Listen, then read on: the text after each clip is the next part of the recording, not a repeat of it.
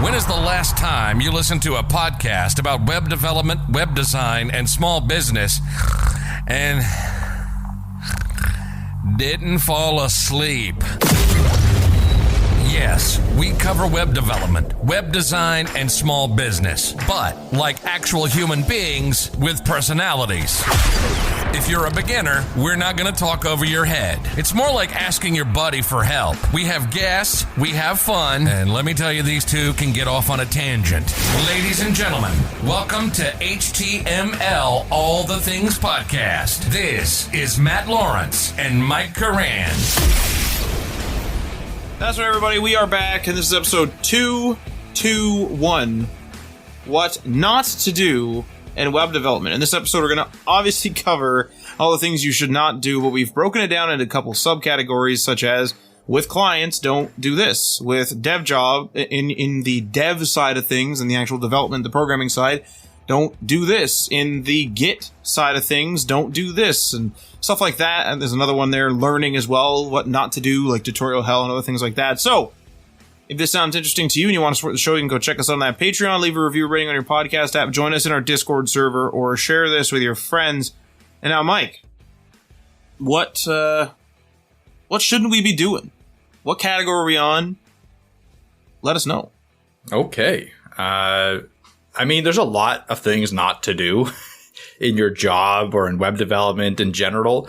There's a lot of meme ones here. So there's stuff like, don't, push node modules into your Git repository with like 10,000 files and stuff like that. But there's some other stuff here that I think is going to be kind of new for you. It's stuff that you haven't heard of and might be valuable. So we're going to start with clients. So we're talking from like a freelancer perspective, or you're just trying to get your foot in the door. So you're taking on clients on like Guru or freelancer.com or whatever the heck they're, Upwork. What not to do with those clients. And we're going to jump right into the first one here. And Matt and I have talked about this in length recently. Don't undervalue yourself. So when you are presenting, when you are making a proposal, when you're getting the requirements for a project, when you're giving an estimate to the client, keep in mind that you are providing value. You're providing significant value. That's why they've come to you. They need a website done. They need it because they need more conversion. They need it because they need their customers to find them so that their customers can pay them money, right? So they're trying to use you to leverage to get more transactions.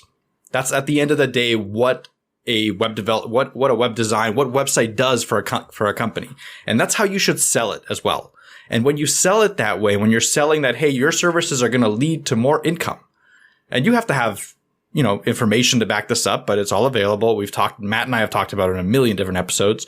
You can find the information on how to sell yourself. You can find the information on how to provide that value by SEOing the crap out of the website, by telling the customer how they can go up search ranks, by doing whatever that needs to be done for them. All of that comes at a price.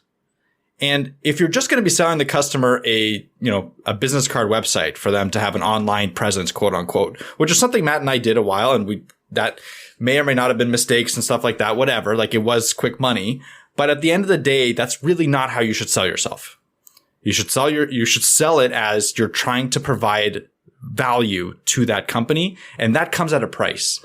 And that price needs to be something that will actually move the needle for you. So if you are doing this to support your family, if you're a freelancer, you're an agency owner, and you're doing it to support your family, you have to take that consideration into account when you're making your prices. If you know a project's going to take you 2 weeks of your time or 3 weeks of your time, you need to price it so that it makes sense for you to work on it for those 3 weeks. Or if you can, balance 2 or 3 projects depending on the size, price that in as well. At least when you're starting out, that's kind of how I like to do it, because if you're going to charge too little, the incentive for you to keep going on it is actually not going to be there. It's going to hurt your customer. Charging too little will, I guarantee you, hurt your customer, because any extra request they give you, any adjustment, anything that goes wrong during the project, anything that delays it, you're going to have in the back of your mind being like, I'm not getting paid enough for this. It's going to make a worse product at the end of the day. if you're charged appropriately, if you're making enough money, you are going to be more motivated to complete the project in a good way, in a way that's going to benefit your customer. And that's why I think it's really important to not undervalue yourself, to make sure that the client is getting the best product and they're providing you with enough income to live. And when you're starting out, this is the hardest part. This is one of the, pricing. Google it, try to find how to price, and the articles are all over the place. The estimates that you're going to get are all over the place. The same site could cost anywhere between $200 to $10,000. And I'm not exaggerating here. We've seen it. Matt and I have seen it a million times where we've come in and we've had these negotiations. And the baseline that I like to make is you charge somewhere, obviously in the middle of that, somewhere that's going to make it so that you're incentivized. When you're first starting out, you might have to go a little bit lower, a little bit more of a discount, but don't make it so that you're literally losing money by working on this project, because it's not going to benefit your customer. I guarantee you. They can go out, if they can't afford it, they can go out and find someone that can, but you want to work with customers that are a partnership with you. You want to work with customers that are going to help you continue forward in this business, rather than working with customers that are going to drag you down. Well, one thing we covered a lot in our we actually have an episode all about how to charge more. And one of the big things is value. You're offering value to the customer. In what areas are you offering value? Literally, in which are you adding a piece of functionality to their website that is going to give them a bunch of revenue? For example, like an e-commerce store. And then also what you and your team bring to the table. How skilled are you? Are you really versed in a bunch of the technologies and you're going to avoid a lot of the pitfalls, or you're going to choose the best technology, or choose a really good technology and you're not pigeonholed into just WordPress? Or are you very good at WordPress and you're going in, and instead of someone just sort of fumbling around on WordPress, you're bringing every bit of knowledge you have and you can fix any problem, troubleshoot things quickly. Those are all things that are all about value. But one thing that Mike mentioned was we used to do the business card website for sort of a package deal. There is sort of a lag, I suppose you could say, in value that you offer, because you and your skill set are ultimately what you're bringing to the table, and your skill set will naturally grow as you work. Whether you're actually learning new technologies or just becoming more familiar with whatever it is you're working on, you can really add value to someone's project just by having 5 years experience, having 2 years experience, going from 1 month to 2 months of experience even. You've seen your fair share of things to troubleshoot. You've seen your fair share of things that have gone wrong. You've had your fair share of panic moments where suddenly everything goes down and you don't know what you're doing. Whereas now, if that happens in production or if that happens just in general, you've been there and you at least know where to look. Do you have all the answers? No. But as you accrue time on a given technology and expand the amount of technologies you understand, given time, you've been through the ringer, so to speak, and now you know a bunch of stuff, a bunch of knowledge on a technology, on different technologies, whatever it is you've been learning. And that's valuable to a client. And so starting out and you just started using WordPress, or you just started using vanilla and you're trying to sell some business card websites for $250, $500, whatever the going rate is these days. It isn't necessarily a bad thing. You're trying to get a portfolio piece. You're trying to get a little bit of money. Is it going to pay all the bills? No. But you're going to go in there and someone's going to give you a request like, hey, I want a slider in here. You've never worked with a slider before. You go put a slider on their website and bam. Now you understand how to use a slider. If you had any problems, now you know how to troubleshoot a slider. And, the list goes on. And so there is sort of like a lag, and there is sort of like a scale in which, your value in terms of your skill set, it goes up. And whether it's exponential or just a linear growth, whatever, that depends on how much you're doing and how much you're learning. So that kind of depends on you to an extent. But don't feel bad if you're just at the beginning and you're just trying to sell those business card sites, because that's natural. And then you'll learn more. Oh, I could take on a bigger project. And the reason why you can is because your skill set grew. Oh, okay. I just did a really big project. Now that's on my portfolio. What's next? Well, I now know that I can make a big project, and now other people know because this is on my portfolio. So now I can raise my rates from whatever it was, maybe 10% more, or 20% more, 30% more, whatever you think is fair, whatever the going rate is in the market that you're selling in, that type of thing. And so don't undervalue yourself, but also don't overvalue yourself as well. Because if you don't know what you're doing and you somehow get yourself into a predicament in which you're running some sort of project or even a piece of a project for like a bank or some sort of very prestigious place, and you mess the whole thing up, it causes serious problems. People lose money in their bank accounts, whatever. I mean, that's not good. And that's not exactly adding value to your portfolio. So, do the grind, but just do things that are going to add value to your portfolio, that are going to add to your skill set, and don't undervalue yourself, but don't overvalue yourself as well.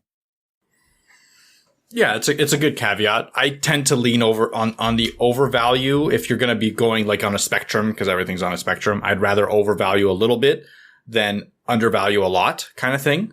But I understand what you're saying, especially when you're starting out. I mean, one of the grind techniques is going to Guru and literally like finding clients almost charging nothing just to get those good reviews piled up. And so you're grinding and you're not making any money, but you're building out your portfolio. And with that, you're getting the reviews, you're getting the relationships, and that can lead to, I'm not saying it's a guarantee, but it can lead to a pretty substantial amount of leads and a pretty substantial amount of work coming in, if you go that route. So there are ways around this kind of area where maybe it is more beneficial to take on the client when you're first starting out rather than worry about the money coming in. But it all comes down to what situation, where you're at in your learning journey. Like Matt said, are you 1 month in, 2 months in, and 1 year, 2 years? There's a massive difference in what you can provide the company or what you can provide your customer. So it's such a variable thing, that it's really hard to kind of give a whole overarching aspect. But in general, I think, again, don't undervalue yourself is a really important thing to at least keep in mind when you're starting out and when you're getting kind of further down the line. Well, you're right too in that you do need to stretch a little bit. You don't want to. We talk about this later, but you don't want to be stuck in your comfort zone. Like, of course, you're constantly making business card sites, and then eventually you do sort of a larger site where it's just, let's say, a full small business site is the next step.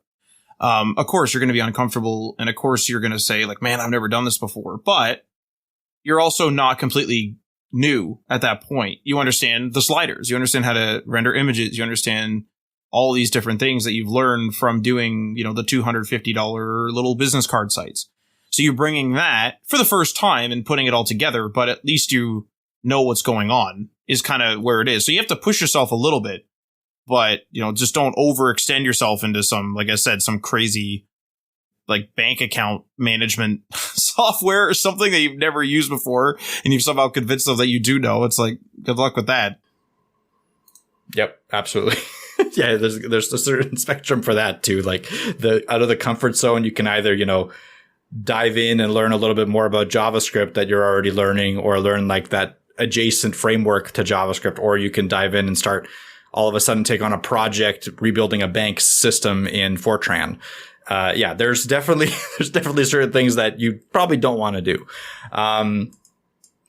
Moving on here though, don't give too much information. Another one that Matt and I have talked about pretty extensively, where when you're in a client meeting or when you're making a proposal for a client, don't put like 3 pages of technical information into there when that client will not read it.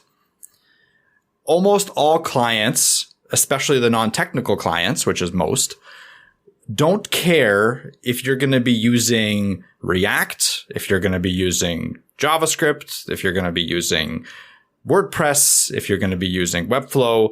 At the end of the day, they don't care about the specific tech, but they do care about how it's going to affect their product at the end of the day. So in the WordPress example, right, like a lot of clients associate WordPress with being able to change content. They're not associating WordPress directly with WordPress. They don't know what the heck that is. But they know that, hey, I've had a WordPress site before. I was able to go in there and change the content. And I knew how to do that. So that's a consideration to make when choosing a product like WordPress, but not the fact that, hey, we need to get into the details that WordPress uses PHP. We're going to need to update servers, stuff like that. Don't go into the nitty gritties of why WordPress or what WordPress is in your proposal. Just explain that, hey, we're going to be using WordPress to make it so that you can change content on your own without having to talk to us. That's clean enough. That's basic enough information for the client to understand. And again, you can use WordPress in there because most likely the clients have heard about it before. A lot of times, if you're not going to use WordPress, this is another little trick that I've heard about, is you just say WordPress-like experience, because everyone associates, again, everyone knows what WordPress is. If they hear WordPress-like, they know that, okay, I'll be able to go in there and change it. So you can use those kinds of words, but always think in the mind of your client what they need to know, and don't provide them a billion different details, because at the end of the day, first of all, they're not going to read it. Second of all, they might get thrown off by it because they just don't understand it and they think they might need to understand it to be able to go with you or something like that. So you could be losing potential clients and you're wasting a bunch of time explaining something that they don't care about. This is a big one for me, especially when writing proposals, is I used to write really detailed proposals and then people would agree to them. We'd go through and then they would say, hey, why isn't this, X being done? And I'm like, well, that, like I said that in one of the pages. It was half a page. There was a couple paragraphs about how we weren't going to do this. And they're like, well, we need that. So it just proves that they weren't reading it. And so what I do is I still write a pretty detailed proposal, and then I go back and I start cutting things. I reread things, make sure I'm not reiterating things, keeping pieces of information that the client does not need to know. As Mike said, I just cut that right out. Just stuff like that. I just kill it. So then it goes down, from say a 3 or 4 page proposal to just a 1 or 2, 1.5, something like that. I just kill anything that I question or anything that's like, well, they don't really need to know this. And I want to say another thing too is, you might be thinking, maybe you've worked for 1 client or 2 clients so far, and you've worked for someone who's really picky within those first couple of clients. And sure, those people would love to have every single bit of information. But the thing is there's so many facets to a website that there's just no way to make everybody happy on every single thing. A really weird, I suppose, but basic example would be maybe they don't want to have a toggle switch to show and hide something. Maybe they didn't want to control it. They wanted it to be automatic. They didn't want to move it. And you build out this whole website, whatever. It has this toggle switch in the CMS, and they're like, hey, I don't actually want to control this. But like, you're not willing to make those changes. You sometimes just have to say like, hey, like that's how it works. We're willing to make those changes, but it'll cost more or whatever. You have to kind of pick those battles. It's difficult, especially when a client's like, hey, I'm paying you for a good website and like, I don't like this piece of functionality. But could you imagine going and talk to somebody that doesn't really know what a CMS is and trying to describe to them that this thing is going to automatically show and hide, or you're going to control it with a toggle switch? You're going to be like, what's a toggle switch? What's a CMS? What do you mean? And they're not going to know what really is going on. And so it's better in that context to just sort of like have a conversation with them, and they'll call you and be like, I don't really like how this works. And I'll be like, hey, sorry, like that's just how it is. We have a couple clients where they'll call and complain about stuff, and then they're just okay with it. And like, sure, that sucks. You don't want to have something that isn't, like perfectly ideal, for a client. But if you take the same concept to something that, isn't necessarily technical, it's like if someone's installing a water heater for you, you might have really liked how your old water heater's temperature was. It was rated in 1 to 10, and you always had it set to 5 or whatever. But the new one has a digital display, and you set the degrees Celsius or the degrees Fahrenheit, and you might not like that. Well, the person that's installing the water heater is more than likely not going to bring that up. They're probably just going to say, I'm going to install a new water heater in which you could set the temperature. They're not going to say how. And you might call them and say, I don't like the new way it's set. And they're just going to tell you, sorry, but that's how the new models do it. And then that's really the end of the conversation. I suppose you could go back and have this argument and have this fight and, this and that. But like, how many people are really going to do that necessarily?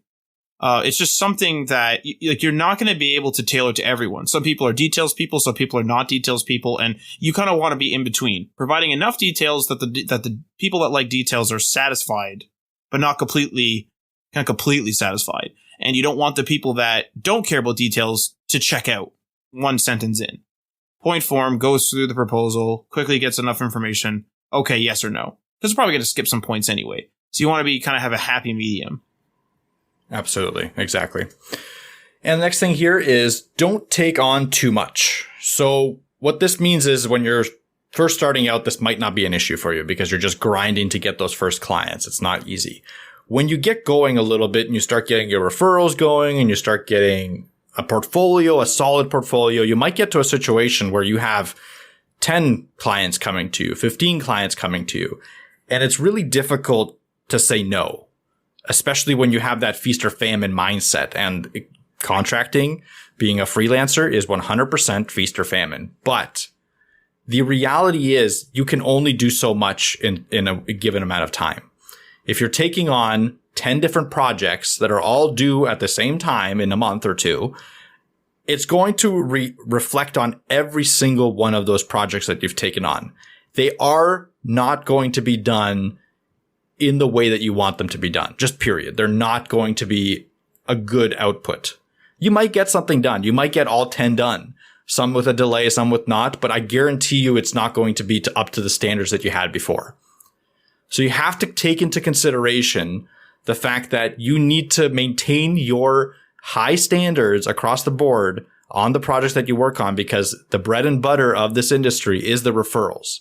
If you do a good job for a client, they are more likely to refer you. And that's where, like, ask any agency, that's where most of their clients come from. Or longevity with the same client. So some clients will continually bring work to you.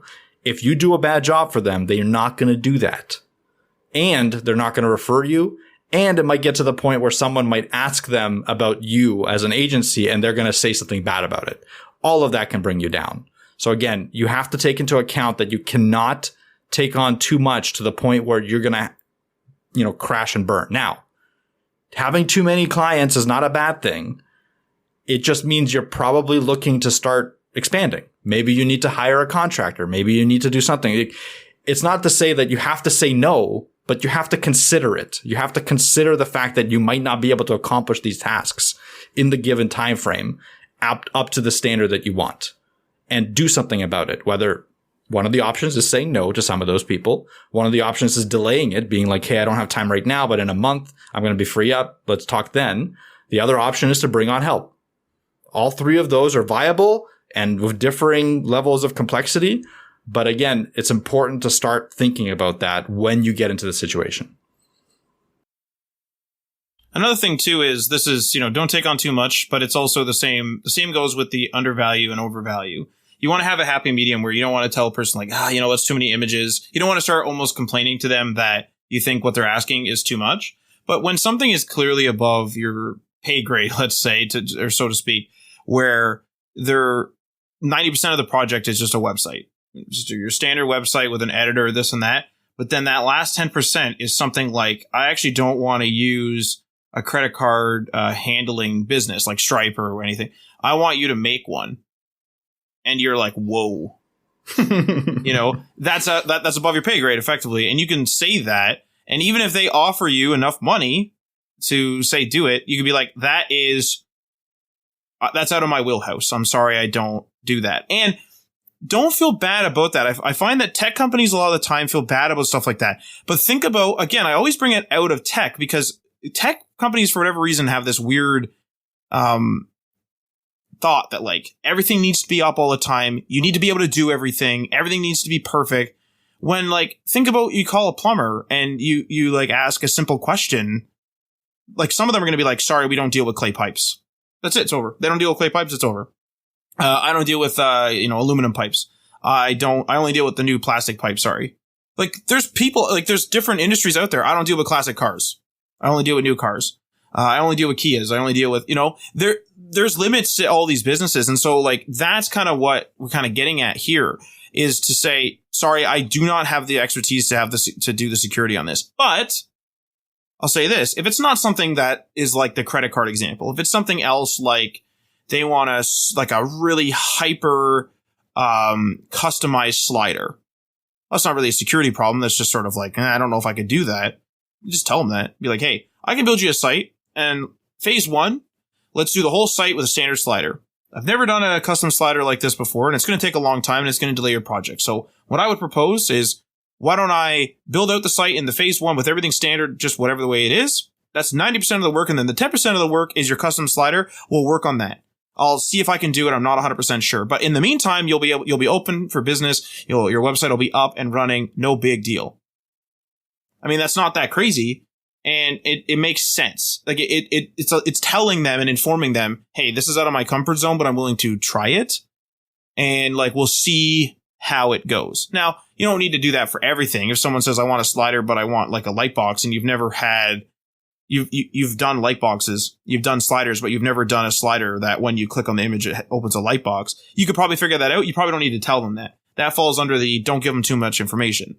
But when it's something really big and you're like, whoa, this is going to take as long as the rest of the project or something like that, or in the case of the security with the money, with the credit cards, it comes to a point where it's like, oh, okay, we're not, this is a little out of my wheelhouse. I can look at it, or this is out of my wheelhouse. I don't do that. Hopefully it's not a deal breaker. Okay. This is going to be a little bit of a tangent. But honestly, I've thought about this a little bit. If someone were to come to us or to me specifically and ask for a credit card processor to be made from scratch, let's say that is a theoretical scenario that happens for whatever reason. I think there is a price that I would ask for to do it. And I think it would be in the 7-figure realm. So in the $1 million realm. So I think there's like contract it out.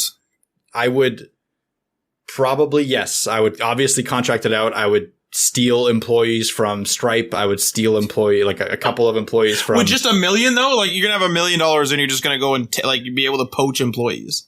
I think so. I think I could do a proof of concept, right? For this one person, essentially get a proof of concept built out, make it so that in the contract, they don't own it. I'm just building this out as a feature for them. But do you see how this is out of the wheelhouse? Like this becomes like, you could take on another client and just like continue your work as usual versus like changing into a credit card processing business. Like this is such a, but I would go into the changing into credit card processing business route is what I'm trying to say. This is like a tangent. I would build a Stripe competitor with the seed money from this random client. No, you're changing. This is a business tangent now. Yes. Just a random tangent that I've thought about this before is like, how would I actually handle if someone is so ridiculous enough to ask me to make a custom payment processor? That's probably how I'd handle it. Two thumbs down from my side. 2 thumbs down. No. That's we're going into the payment processing business, Matt. It's happening. I mean, you can run that, and it'll be like Matt, head of small business, and like you can be like head of poaching from Stripe. Like it. No. Yep. I'm out. Sorry, I'm out. Okay. Having said that, let's move on a little bit here. Moving on here. Yeah. Make sure to add padding to your estimates. So again, when you're taking on too much, this is kind of related. When you are charging for something and you're charging a client and you think it's going to take you 3 days, just in the top of your head, you're like, this, I have to put this together. It's 3 days. The reality is it's probably going to take you more because you're thinking in previous projects. You're thinking in relative terms. It's really difficult to estimate development projects in general. That's a very difficult task across the board. This isn't like a you thing. This is an everyone thing. So always put padding on it. So if you think it's going to take 3 days, usually it's at least times 2. So say 6 days, maybe even put more padding on there. I'm just saying from a theoretical sense. Usually stuff doesn't take 3 days. It's like a month or something. So do 2 months. Best case scenario, you complete it faster. You can deliver it faster. Or worst case scenario, things go wrong. You have that extra padding to use. And it's the same thing in terms of pricing as well. Like if you want to have variable pricing, you can have that padding built into the variable. So sometimes you can actually give money back to the client in the sense, like just tell them not to charge that extra. That is actually a very good marketing technique that I've learned from a painting company. We hired a painting company a few years ago, and even though I know this is a marketing technique, they gave us a quote, an estimate, and at the end of the day, like, we actually gave them the full price, but they left us an envelope with like $400, being like, oh, we didn't need this $400 at the end of the day. And that's an amazing experience, right? Like, getting money back at the end of a contracting assignment. And we've used them and we've recommended them to like 5 or 6 different people. And we've used them again after that. So think about, like, that's just like a little tip that I don't think a lot of web contractors are using. Honestly, I've never heard of it in the web contracting business, but in the regular contracting business, I think it is a very common tactic. So build in some padding, and then if you need it, great. You have that extra money. If you don't, give it back. It's great marketing. Okay, next thing here, let's talk about development. So development don'ts. First thing, don't use any new technology or framework that comes out in a production app. So if something is out yesterday, you don't want to use that thing that came out, whether it's, Bun that just came out recently, or TurboPack, that's a new flashy Webpack alternative that came out. You wouldn't want to use that in a production project that needs to be up all the time and that needs to have like a million different integrations. Because anything that just comes out might seem flashy and really interesting, and sometimes it is. The reality is it hasn't been fully vetted and fully tested and fully iterated over. Any piece of development tech, any piece, needs to have a lot of vetting, a lot of people coming in and trying different things, because there's just so much integration stuff out there. There's so much deployment stuff out there. There's so much there's so many different technologies out there, different libraries, that there's no way that this one group of people or one person can make a framework or a tool in the first go and have it like be perfect, never touch it again. It just never happens in development. It's always an iterative process. They put out their best foot forward, bring in as many people just trying it out for fun, whatever, in small projects and group, like whatever, on their own. And those people will provide the input to build it into something that's more stable. And it could take a year. It could take 3 years. It could take 5 years. You have to follow along. You have to see how the issues are treated. You have to really vet a piece of technology that comes out to be able to actually put it into your tech stack for production. For like an e-commerce website, or for a web app, a SaaS for a SaaS business that's like, doing multi-million dollars. If it's again, it's really different when it's a personal project.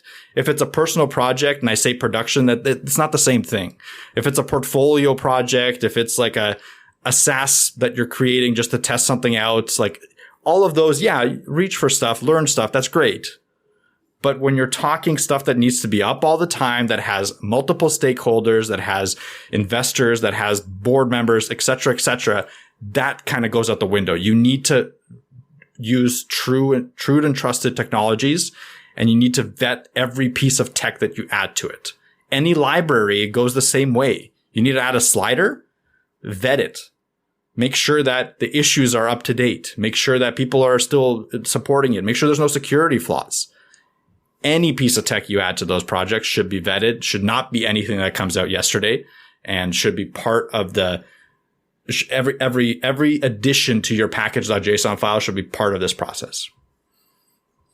One thing I want to add here is if you're doing something like a WordPress site and you're adding or vetting, I suppose, a WordPress plugin, it's a little bit different. You're not necessarily looking at the GitHub, although you can. But a lot of these plugins, although not all of them, but a lot of these plugins are sold sort of almost like a little app where the company has a marketing site, and they're selling this app. It's a translation app. It's a credit card handling app. It's a slider, whatever it is. And so you can look right at the reviews there. And sometimes that stuff is new, where it comes out like yesterday, but it's been eagerly anticipated. So with stuff that's more, say, consumerized in this way, with the reviews and with the marketing side of things and whatever, with stuff that's more consumerized, you can take a look there, where you can take a look in the areas you would say on Amazon, where you can look at the user reviews. You can take a look at maybe a publication has talked about them and they're advertising that. Maybe it's very popular on Product Hunt or whatever. Those type of things. When it becomes a little more consumerized and a little less, say, developer-y, if you will, when you're like the only place to look is GitHub. It's just something to consider. The reason why I bring this up is because you're going to more than likely run into a WordPress site that you're building or maintaining for a client, and they're going to look around if they're into the site game at all. If they're on the WordPress site and they're annoyed by something, they might research something. They might research, how do I edit this differently? You know, is there a better site builder, a better page builder? And they might land on something.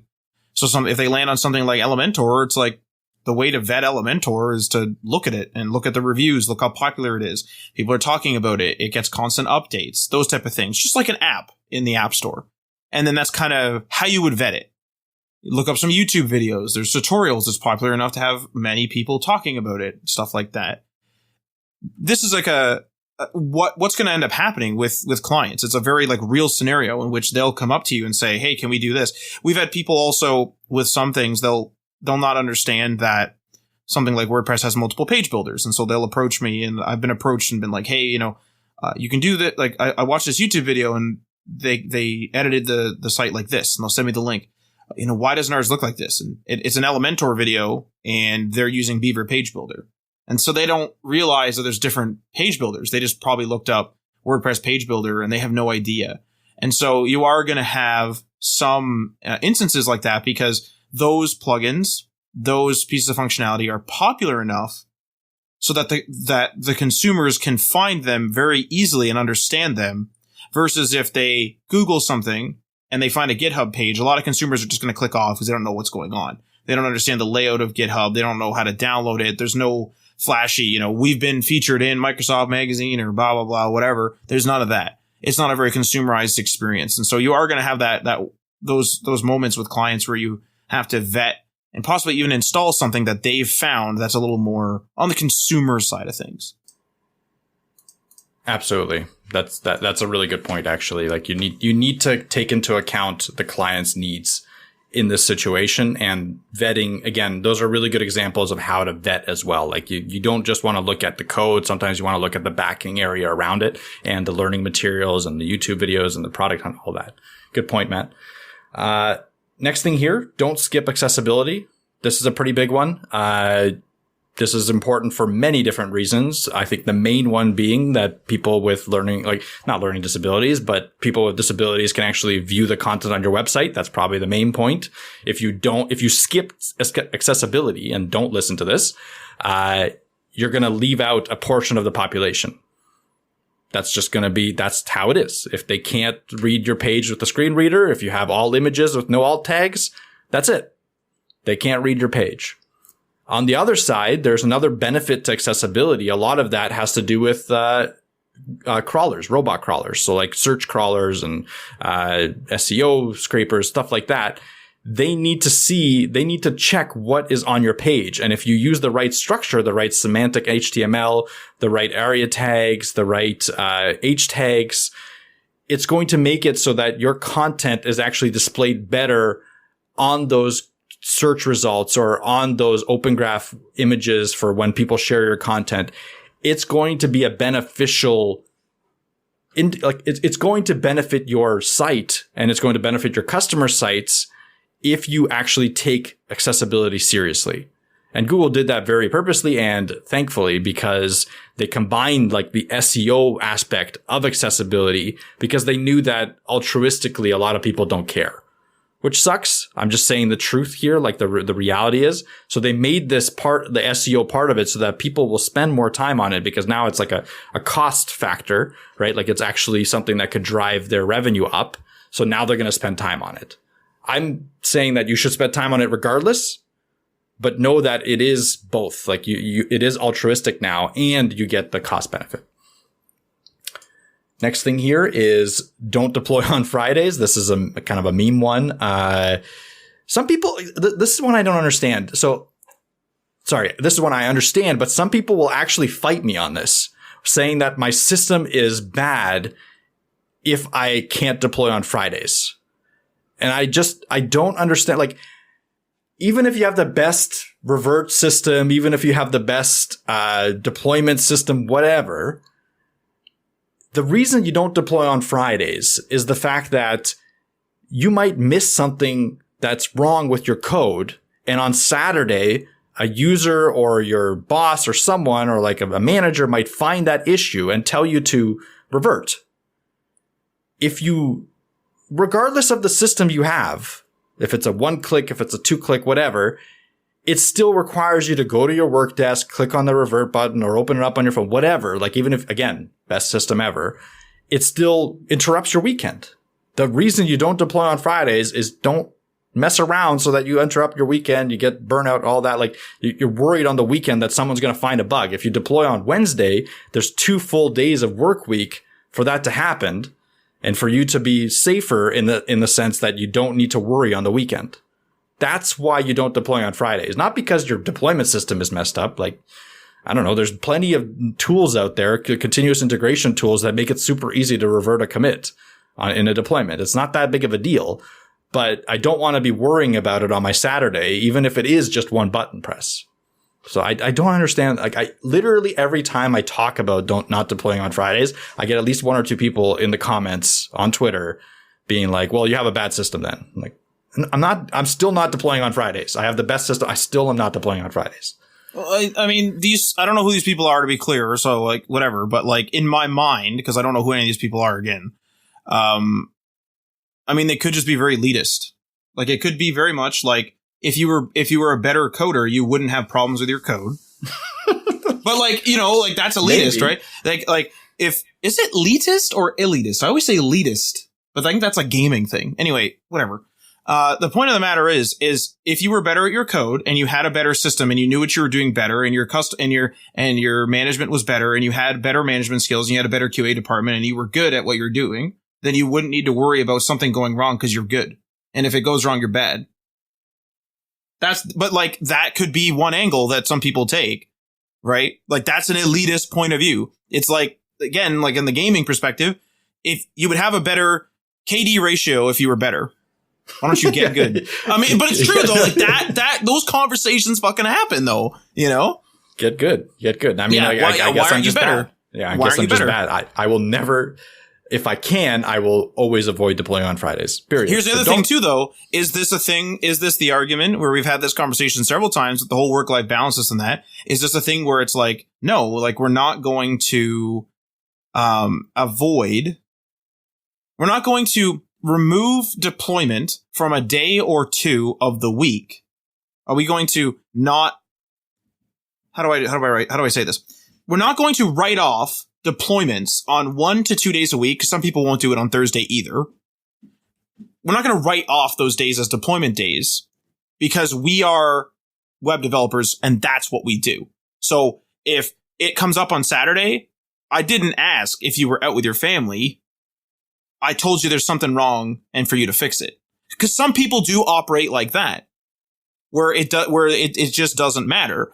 I told you to do this, you do it. And this does happen with people that are extremely dedicated to their jobs, whether they're being forced into it by a boss or they're a founder and they're like super dedicated. That's how things are is, you know, how productive can I be in this life? Well, if I write off 1 or 2 days a week for deployments, I'm pigeonholing and changing my entire development schedule just because me and possibly my staff want a day off. I don't care about that. I didn't ask if they wanted time off. We're deploying that. But like, again, it's almost elitist, but that's 2 areas where I could see that happening where are you going to avoid doing IT changes to slightly change what we're talking about, slightly change the market?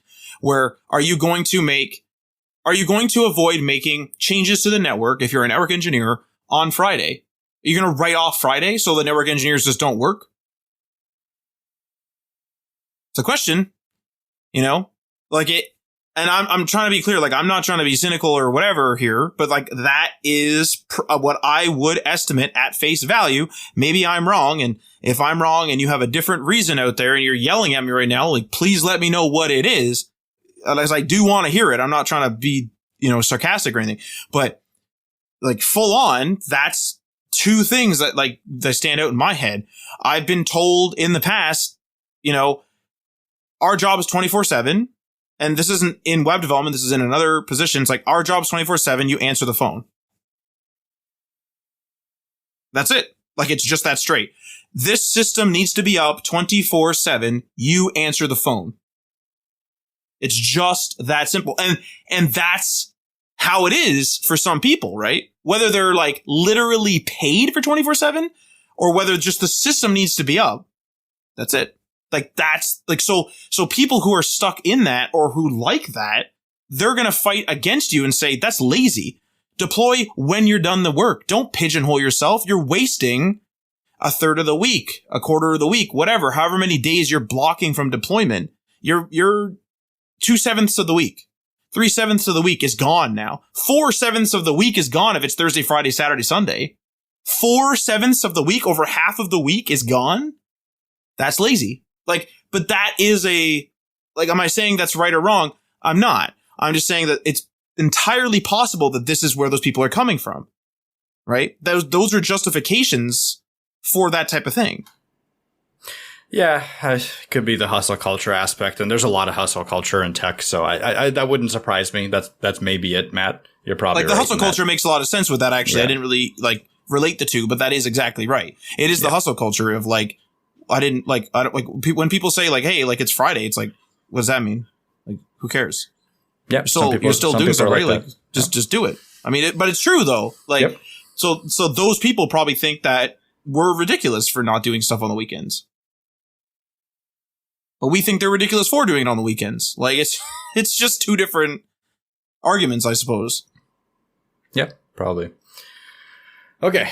Moving on here. Next thing is we're going to talk about Git. So some Git don'ts.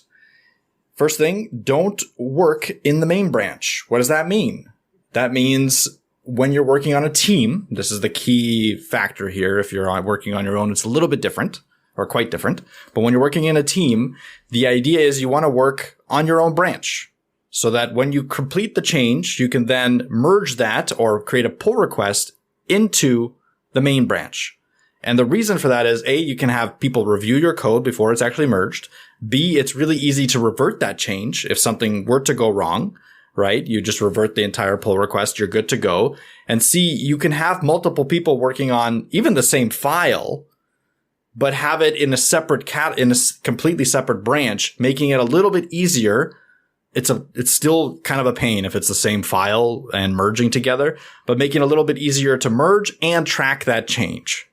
Right? Because if everyone has their own branch, it's just, if you're looking at the Git history, it's a little bit easier to imagine that coming down and merging back into the main branch. So that's kind of the idea of not working in the main branch, like not actually like pushing to the main branch. The other reason for that is the fact that now with a lot of tools like Netlify, like Vercel, like Deploy HQ, Circle, whatever, there's a million different tools out there that do your deployments for you. And they do that based on your branch. And a lot of times the main branch will be tied directly to your production deployment. Anytime a push is detected into the main branch, it'll automatically kick off a production deployment. So that's another really important one, because if you accidentally push a change to the main branch that you weren't intending to be live without testing, it will automatically build and deploy without even you touching it. So whether you put some, a smart thing to do would be have production deployments still kicked off manually. So even if you have this continuous deployment for your development branches and your pre-prod environments on production, you probably still want to have a manual click of being like, okay, now I want to deploy. So because the reality is a junior developer or even a senior developer might come into a new project and accidentally deploy to production and all of a sudden, or deploy to main, and all of a sudden everything's kind of janked. So you want to avoid that, but sometimes it doesn't happen. So again, in a team environment, in a work environment, avoid directly pushing to main as much as you can. Next thing here is don't upload your passwords or your API keys in your environment file to Git. I feel personally attacked. Yeah, this is Matt's done this a thousand times. Attack. This is a person. This is a personal attack on me. Yeah, this is an extremely personal attack. I've full on published all my keys, public, private, all of it, my username and my password in plain text. I've just published it to GitHub in a public repo. There you go. Have it. Take it all. You can have it all. You can use it as a sample. And that happens. So that Matt, you're not the only one. There is a whole slew of people that have done that. A lot of people. The key here is that if it's uploaded to a public repo, you can never scrub it. It is there on the internet. It is in Git. It is in version control, specifically in version control. So even if you were to re-upload an empty file, someone can go into the history and view your passwords. So what do you do? Delete the repo. Don't even delete the repo, because what happens if it's saved in the page history? Oh.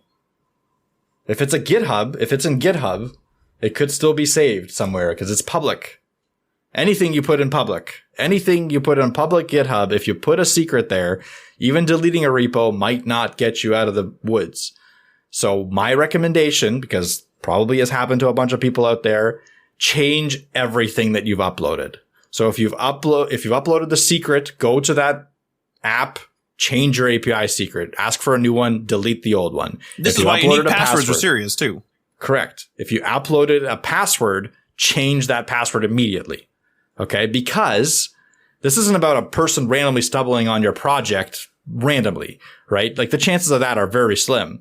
There are legit bots that go through, find secrets, and automatically try to log into accounts from GitHub. Because people have uploaded their AWS secrets in there, and oh boy. The benefit that I have is that I did this on a training project that literally went nowhere. So thankfully, I just had like a BS password, and I think it was a BS API key. Still friggin' happened. I think it was a real API key, but it was like a test environment, so it was nothing in production. So, but yeah, good, good. The story that I've heard is someone uploaded their AWS key for their entire AWS repository. And what that allowed this bot to do was create Lambda functions for mining Bitcoin or mining Ethereum, whatever. Oh, yeah. And their AWS bill was like $10,000 or $20,000. Classic. So there are real financial issues with this. Obviously, if it's something small, you're probably not going to have this situation. But if you upload a AWS API key or really any other API key that can control a virtual machine, you're going to get some bots trying to mine some Bitcoins on there. I'm just going to guarantee you that. So make sure that you're careful with this. Delete everything, change everything, and stuff like that. Try not to upload your secrets. The key is to go into your git ignore file and make sure that .env is in your git ignore file, because anything in your environment file should not be uploaded to Git. That's it. That's all I have to say on that topic. The other little thing here is also don't upload node modules to Git. This isn't a security thing. This is more of a pain in the ass, because a node modules folder can be like 4 gigs of 20,000 files, and uploading that to Git and then having someone download that from Git is, it's a problem. So don't do that. I've done that before. That was a mistake. And again, node modules should always be in your git ignore. Same with your build files, by the way. You don't want to put your build files in Git, because again, they could be a lot of files that don't need to be there. Anyone can just run their build command and get those files again. That's how it should work. And the last thing in Git is don't rebase without knowing what it is. So rebasing is potentially the only way you can erase a commit. So like theoretically, like I was saying before, you have a commit with the secrets. You can technically rebase it to remove those secrets from your public Git repository. But again, in Git, they still might be accessible through some sort of API or through a history or something like that. So it's still not recommended, but rebasing again can actually erase a commit and a history, and commit history or pull request history. So if you, for instance, were to rebase main with a blank repository, you would erase all of the history of the main branch, including all of the commits that went into it and all the pull requests that went into it. And as far as I know, you can't get it back. So if you're going to rebase, make sure you know what you're doing, because rebasing is great sometimes, because sometimes you can, if you've been working on, for instance, a test of like, I need to change this variable to this, and then I need to commit it and put it into production. And I need to change this variable to this. And it's like a million different changes. You're just trying to figure out what's right and what's wrong. All of those are separate commits. You might not want that in your commit history. So you can rebase that into one commit called testing, and it'll erase all that and just have testing there. So that's great. Like you can use it like for that, but know that what you're doing when you're using rebase. If you've never done it before, have a senior developer sitting there walking through it as you're doing it, because it is a dangerous command. And moving on. So we're going to move on to learning. So what are the don'ts of learning web development? First thing here, and we've talked about this a million times, don't get stuck in tutorial hell. What is tutorial hell? Well, if you're constantly reading blog posts, watching YouTube videos about HTML, CSS, JavaScript, if you're constantly reading or constantly going through courses about HTML, JavaScript without writing anything, without writing code, you're just like learning like as if you're in class, right? Constantly. That is tutorial hell. If you're not utilizing the knowledge that you're learning to build something, you're in tutorial hell. So the idea is, and the recommendation from everyone, and we've talked about this in depth before, so I don't want to go too deep here, but essentially you want to have projects that you're building. You want to have like a to-do app or maybe a habit tracker that you need for yourself. Just find something that is interesting to you, right? Maybe a car tracker. It doesn't matter. And use the tutorials and the courses to find the skills that you need to build that project. And while you're learning, use it and build. Like actually build the project. And what that's going to do is it's going to make sure that you actually solidify the skills that you're learning. And then at the end of the day, you're going to have something to show on your portfolio. You're going to have a little bit of momentum going in your coding. You can't learn code 100% from reading and listening and watching. You have to apply those skills.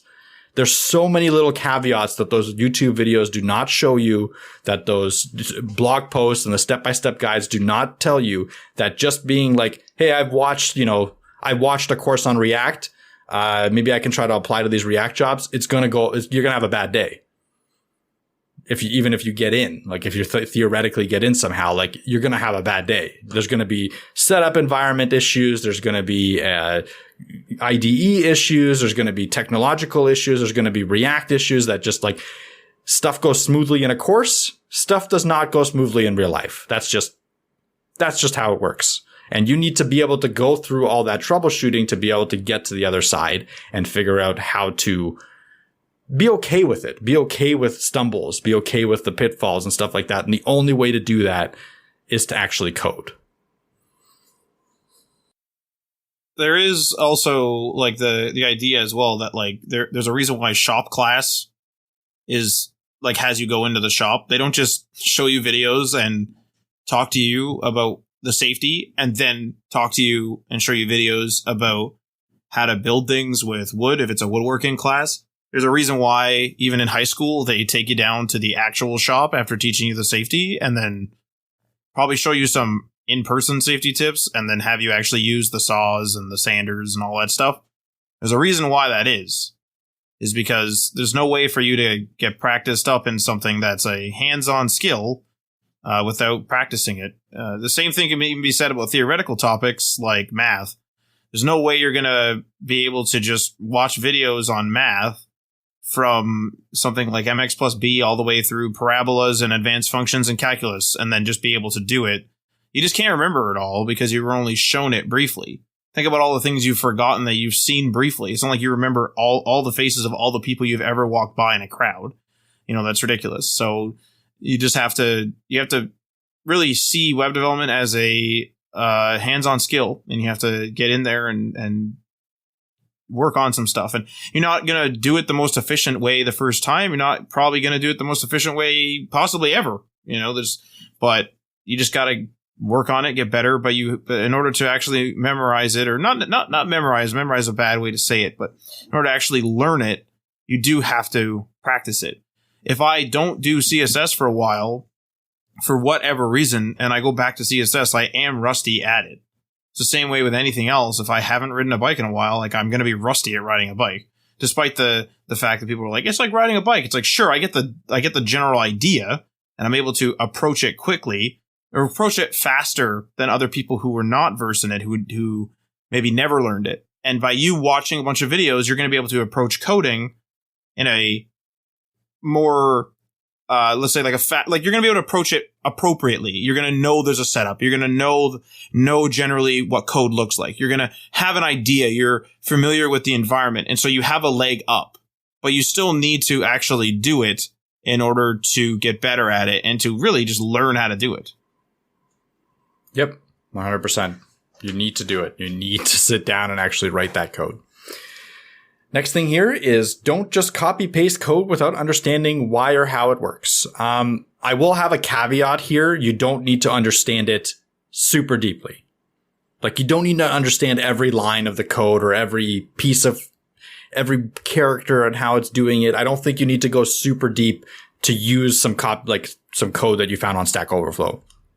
If you understand overarchingly how it's doing it, like, this is how it's using a for loop.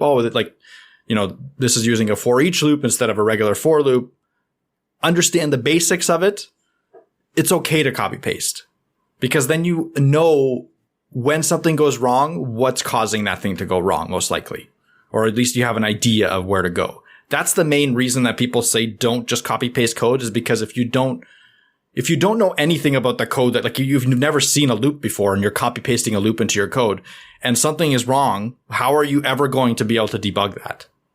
You don't even know what a loop is, right? So you need to at least have a basic understanding of the stuff that you're copying to then be able to, first of all, implement it correctly. And second of all, if anything goes wrong, you be able to debug it and fix it.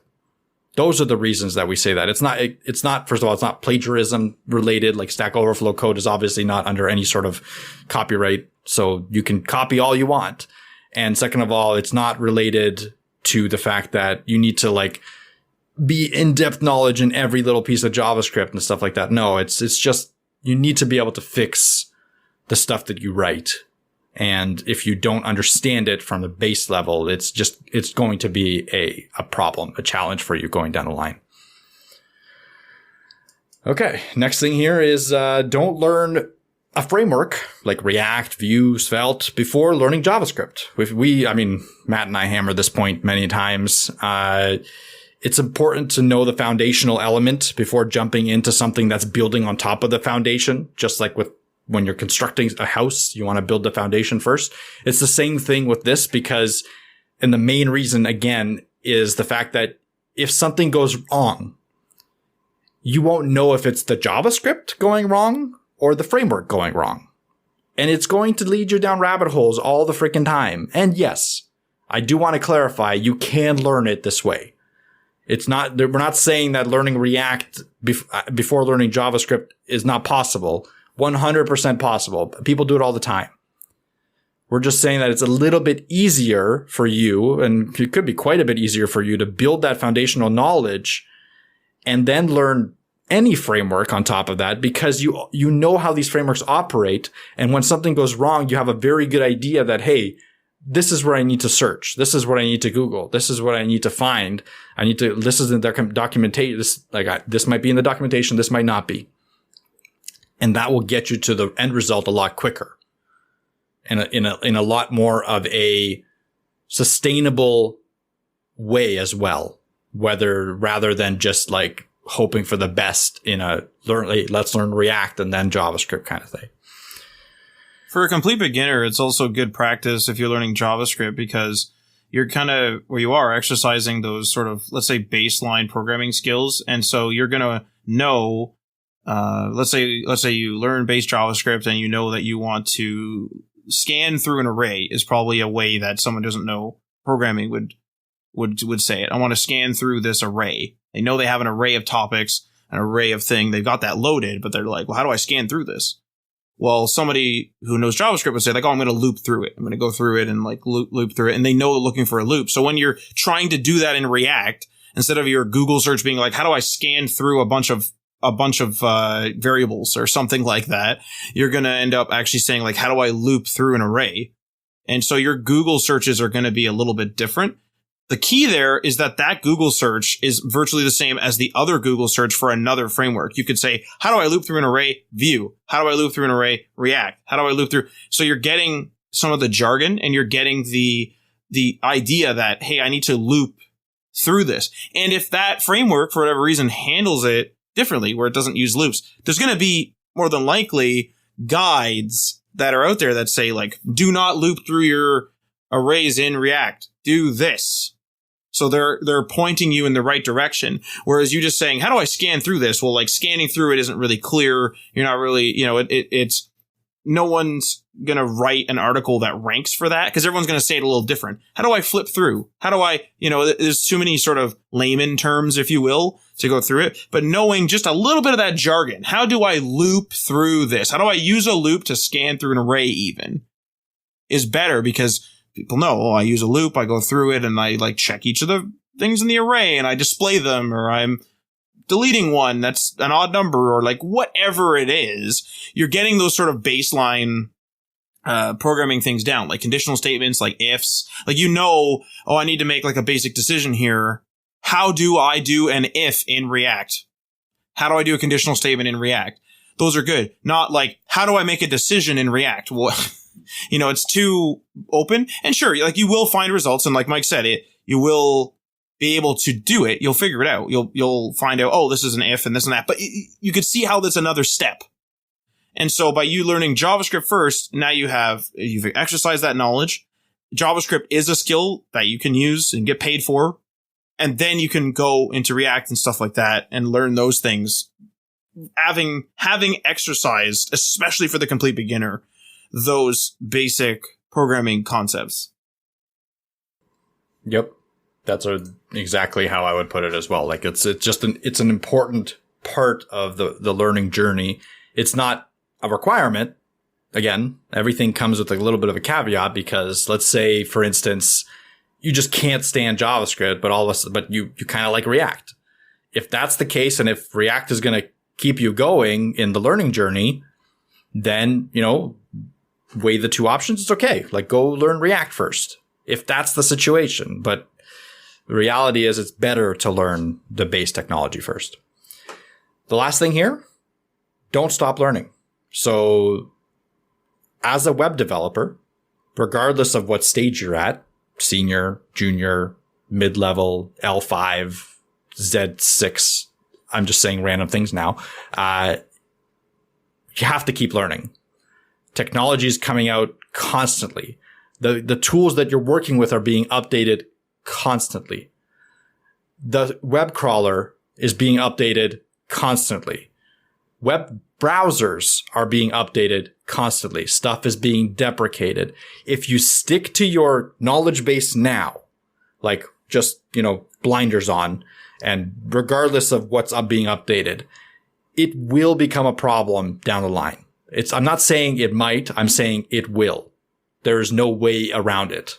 Because again, a browser being updated to stop supporting, for instance, like the slash in CSS, or stop supporting some JavaScript internal function, that will affect your code base if you don't keep up with the technology. Like that's minimum. That's the minimal stuff that you have to learn, obviously. So most people will always keep up with that. But on the other hand, if you're using an older framework and your app is lagging and it's slow, and there's a new framework out there that's 10 times as fast, that's been vetted 5-10 years already, and you're still stuck in the old framework, they might bring on an engineer that can use the new framework and you might be left in the dust. that's also a potential reality, because they're, they might be going out there and talking to some other people and being like, hey, I built the same app and it's 10 times faster. And it was 10 times easier to build because it's got 10 years more experience packed into the new technology. Like, there is a reason why you should stay up to date in web development. Stuff evolves very quickly and gets better. Like, developer experience has been a huge focal point over the past 3 years, I want to say. Like, stuff like web tooling, like deployment technologies like Vercel and Netlify, continuous integration technologies that plug right into GitHub. All of that has been has seen a huge uplift in 3 years' time, like not even that long. That makes deploying, managing full stack applications way easier. Like, one person can build all the APIs they need, all the database connections they need, all the deployment infrastructure they need, and have scaling as well. That's something that was not accomplishable easily by one person 3 years ago. If you don't stay up to date with that kind of stuff, you might still be in the mindset that you need 10 people to manage scaling of your databases. When in reality, unless you're some massive corporation that needs, 10 million connections all at the same time, you probably could handle it with something like PlanetScale or something like that. Like, there's a tool out there that can do it, that can do your job, the job of 10 people. And I'm exaggerating here and I'm oversimplifying, obviously, but these situations in variations can happen. And if you don't stay up to date, you're doing yourself a disservice, right? Now, I'm not saying you have to learn every day and just spend every second of the day learning and trying new things and constantly pushing the envelope. No, I'm just saying every once in a while, and you know what? Hats off to Google on this one. I like their strategy here. They have an 80-20 rule where 80% of the time you're working on your main focus and 20% of the time you're learning new things. You're doing a project, a crazy project. You're trying new technologies and stuff like that. And I kind of like to stay by that rule too, where I am consistently learning, but it's only like 20% of my week, if anything, if that. Even if it's 10% of your week, that's still a really good portion. Right? Because you want to be deep in the knowledge that you currently need. That's a really key thing too. You don't want to be learning everything all at once. You want to be good. Like, if you're a React developer, a good React developer is very valuable. So going deep inside React, that's great. But if you spend 10% of the week, learning the deployment infrastructure or learning Docker or learning Vue or some other framework, that's only going to benefit you. The big thing that's difficult here is it is your comfort zone, and it is something that, like me personally, I feel like an idiot when I start learning stuff, which I am. Like, obviously, I'm a fool. Like, I don't know what's going on because I'm just started learning whatever it is. But that's a difficult feeling. And even though, I notoriously do to this because I do struggle with this general concept. But even though I do stay in my comfort zone, which is partially foolish, I still upgrade my knowledge within those technologies. I still stay, up to date in that way. And I will eventually, even though it's like pulling teeth, I will eventually upgrade my knowledge. Like, me diving into Webflow, seems like an out to get away from coding, but it was what our clients needed. We had a client that went through tons of different options. We built him out actually a site, gave him proposals, this and that, and then Webflow was what he needed, and we were willing to do it at the time. So we took the plunge and learned that tool, and now we have a few different client sites on there. Just things like that are really sort of crucial. Like, it's hard to go from, let's say, an expert where maybe you're an expert in all things vanilla, HTML, CSS, JS. You're an expert there, and then you go and you're a complete fool in React. I mean, you are, like, you don't know what you're doing. Of course, but that's not like an insult calling somebody a fool. It's like, you don't know what you're doing. You're a beginner. Beginner is another way to say it, a kinder way to say it. You don't, I'm a beginner. I don't know what I'm doing in whatever it is I'm learning, and that's fine. It's a difficult pill to swallow, especially if some people are like, well, you should know better than that now. It's like, I don't actually, because I'm new here. So, like, how would I type thing?